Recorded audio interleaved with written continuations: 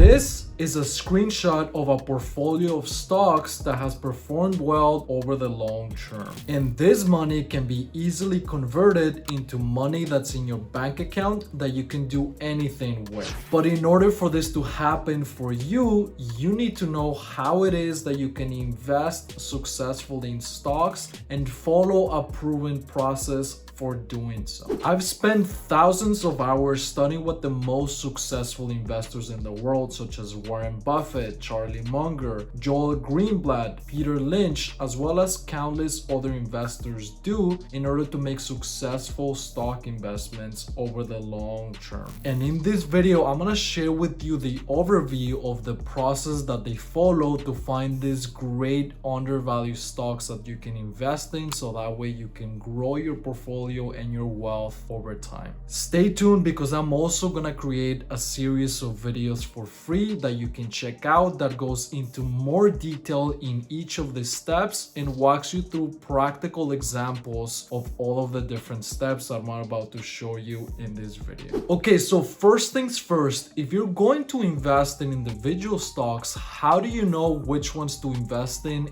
the first place? The answer, according to all of the major investment experts, is to pick an area where you have an advantage, where you have a lot of curiosity or a lot of expertise that most people don't have. So for example, let's say that you're a product manager at a software company. In that case, what makes the most sense is to invest in companies that are public in the software space. This is very important because it allows you to invest in areas that you have unique knowledge that most people don't have and allow you to uncover those secret investment opportunities that most people don't see. Now, the next step is to research more in detail that specific market or sector that you've chosen. Here, what you want to know are some key statistics of the marketplace. For example, how much is the market growing per year? Is the market getting more consolidated, meaning there's less and less players in the market, or are there more and more players and more competition?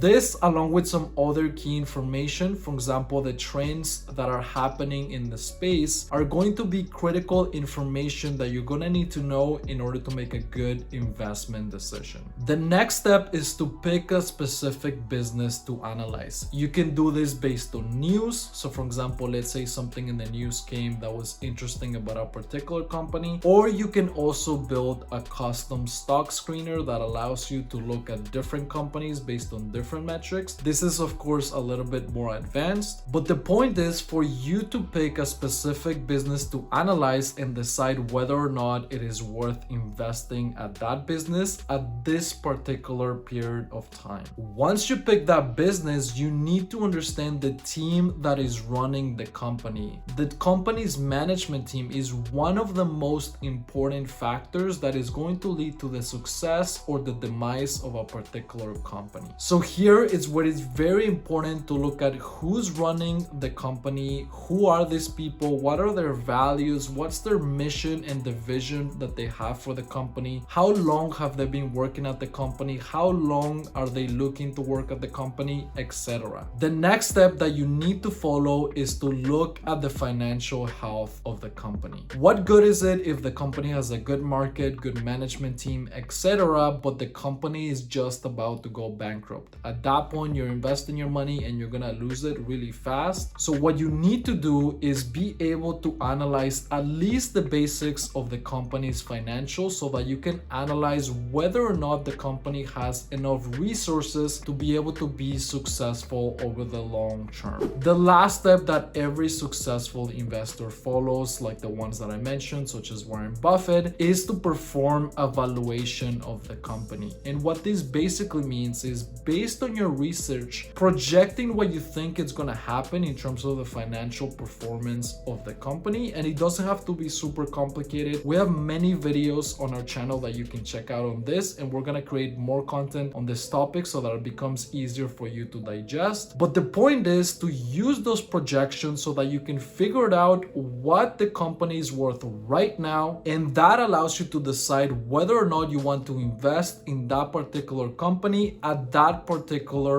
price that the company is selling for right now. If the price is not attractive right now, that's okay. You can just write a note in terms of what you think the company is worth, and then eventually you can always come back to that company, do your research again, or maybe just a quick version of the research, and decide whether or not it makes sense to invest at that company. So there you go. That is the overview of the investment process of some of the most successful investors in the world. Now, as I said before, this is just the overview of the process, and I'm gonna make a series of videos that you can check out that goes more in detail into each of these steps so that you can follow this process and make great investment decisions for yourself and for those people that you most care about. If you've enjoyed this video, make sure to share this video with a friend, as it would help us a lot to continue to create high quality investment content for you. And I'll see you in the next one.